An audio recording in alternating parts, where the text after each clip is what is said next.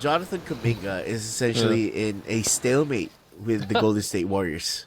In 2020, Yeah. they Wiseman. famously selected James Wiseman Yep. instead of LaMelo Ball Yep. or Halliburton himself, Yep. right? And then in 2021, they had the seventh pick, which they used Right. to get Jonathan Kuminga, Kuminga, and yeah. they skipped Franz Wagner. They skipped Ooh. Alperen Şengün. Jalen Johnson was in that draft. Right. There's Isaiah Ooh. Jackson was in that draft. Quentin Grimes was in that draft. They selected Kuminga and Moses Moody in this Yeah. draft. And most So they had two lottery picks in here, and they whiffed both. They kind of thought that they could create two timelines in their lineup, where they can keep contending with Steph while developing young players.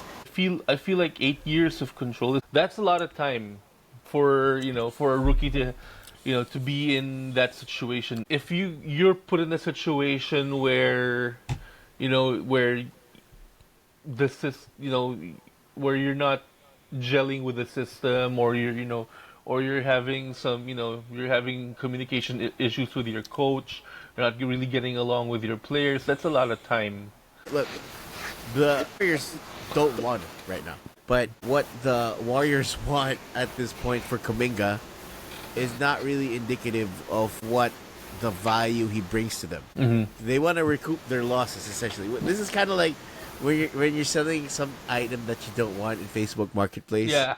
and you try to jack up the price because Yeah. you hate that you hate that item you're trying to sell, but you still gotta sell it. You don't want to sell at a loss. A lot of There is another route that he could take in order to get away from the Warriors, apart from the Warriors renouncing him, which is obviously Yeah. not going to happen.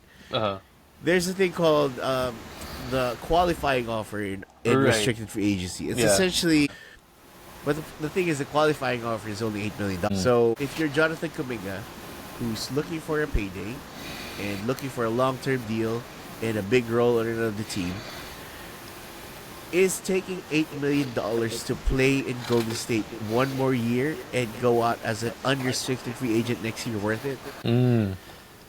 Because that's the only move he has. He can either take the qualifying offer or take a horrible offer from the Warriors, because the Warriors have been lowballing.